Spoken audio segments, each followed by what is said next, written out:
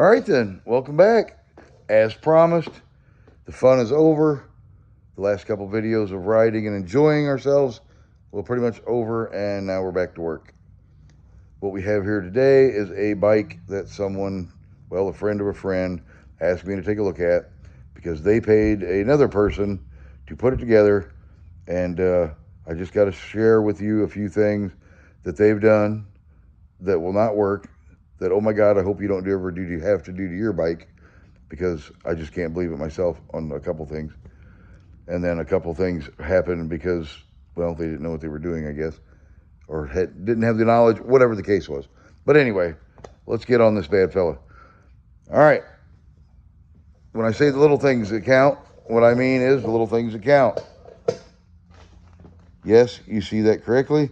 It is a hose clamp holding on the front of the engine, because they obviously tried to grind the frame to make the studs fit, but they do not fit on these fat tube bikes. You have to buy the adapter that goes from the fat tube to your engine, and it mounts it firmly on there. You can't scrimp on that. If you have this type of bike and you have this type of problem, that's the piece you have to stop what you're doing and order to put your bike together correctly, so the engine is, firmly in place. Can't have it moving around. And then we roll back here and we go to Mr. Sprocket. Let me get out of there so I ain't making such a big shadow. And I'll get some shadowing anyway. So anyhow, you get a little shadow. As you can see, something was rubbing. And it is this brake arm that is not attached to anything. Should be attached to the frame so the rear drum brakes work. But obviously this one was not attached. I guess we just thought we could let that spin with the wheel and maybe make it more aerodynamic, but that's, a poor attempt at humor. That is not right.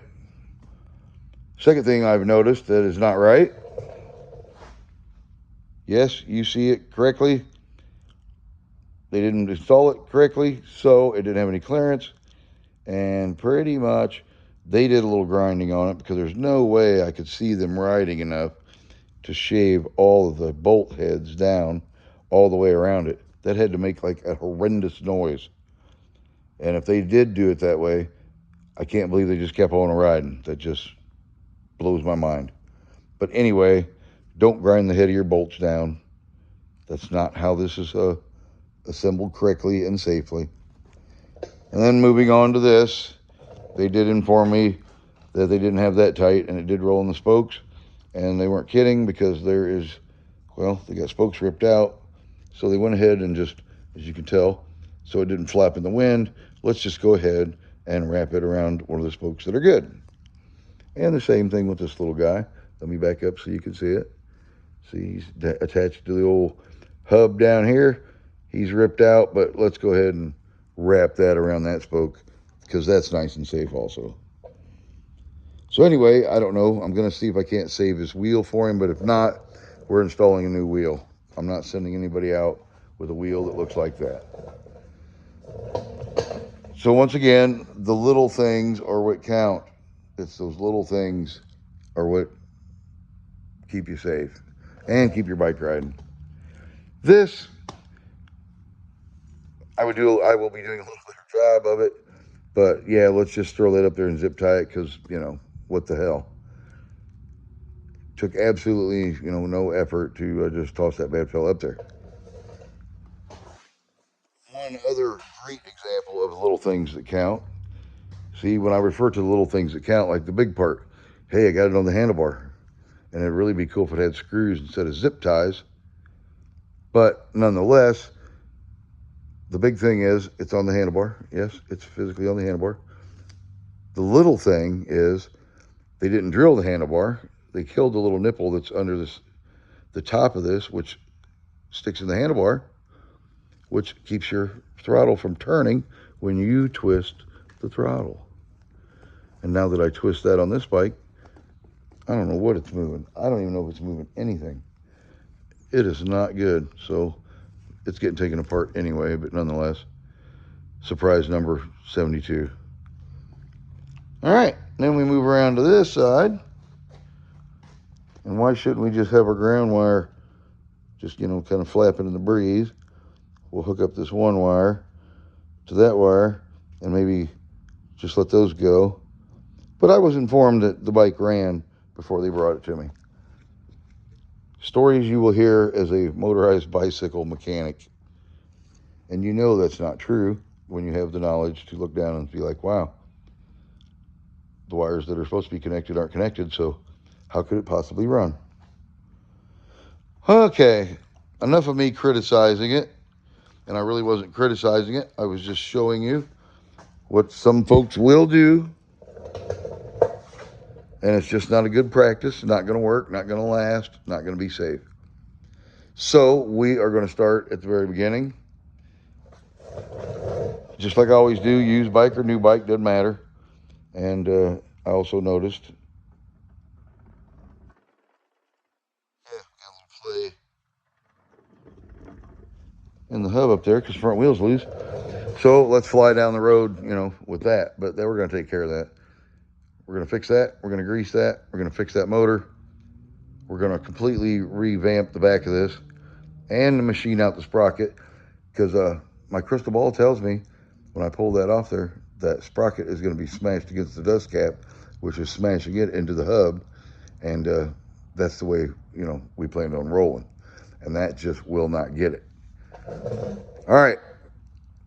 And that's just the problems I've found going around this thing with you. Probably find more when I start actually working on it, which we're about to do step by step. All right, as we've seen in the preview, this thing has spokes ripped out, bolt heads ground off.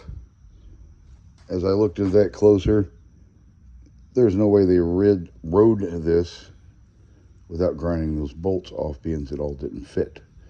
And I see it's gouged the brake arm a little bit and probably weakened it. So I have made the corporate decision. We're not going to fool with any of that by trying to replace spokes and save its life. I have went and ordered up a heavy-duty rear coaster brake wheel, and I'm going to change everything over on this, put the new hub on it, put a new sprocket on it, and make sure this is all 100% correct. So I will not bore you with the assembly of that. I will show you the end result, and then we'll move on. All right. Have all of the physical mechanical things so far that we've taken care of.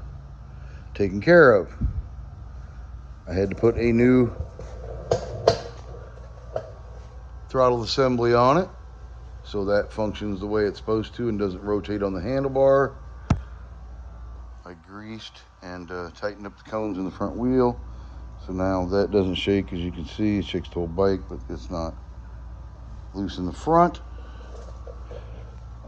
Mounted the CDI in a better location than zip ties. Got the wires plugged in for a test run. The carburetor I did not take a video of, but it was put together incorrectly.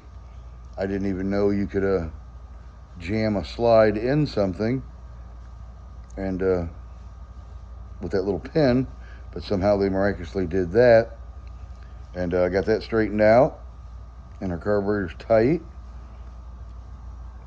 Also got our idler pulley spring tensioner a little more secured, real bolts in it so it doesn't roll into the wheel, and a lovely steel rivet to ensure that doesn't happen as addition to.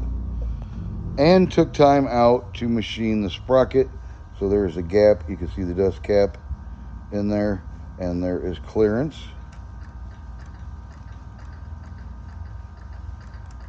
And a new back wheel because that one was missing spokes.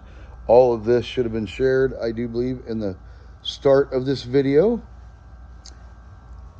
Also got rid of the hose clamp that was holding the engine securely in place for a more welded to the frame motor mount, which always works 100% and never lets the engine move.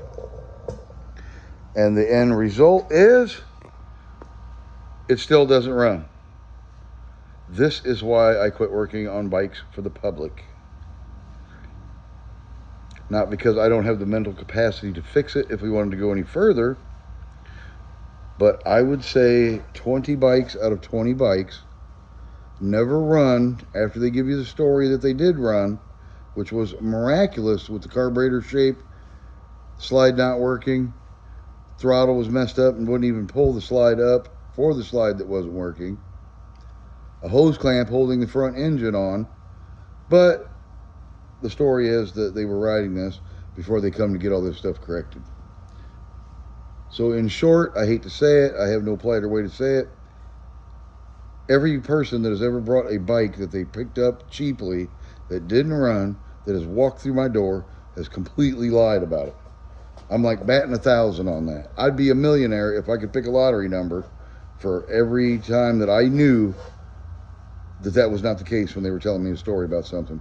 When I'm working on it and I see the mechanics of it is so ass backwards, half-assed, whatever you want to call it. But anyway, they're not bitter. They're just going to have to get another motor. The rest of the bike is sound.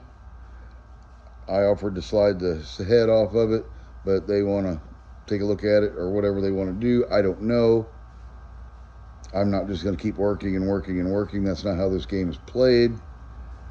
But other than that, kind of turned into an end rant video because I had a gut feeling when I asked them about the fuel and I saw the clear fuel in the tank that I drained out and put new two-stroke fuel in it, that the person that probably had the bike before them put oil in it and ran it, and it probably did start and probably didn't go down the road very far, kept throwing the chain because of the, I don't know, unprofessional mechanical ability of putting it together the first person had.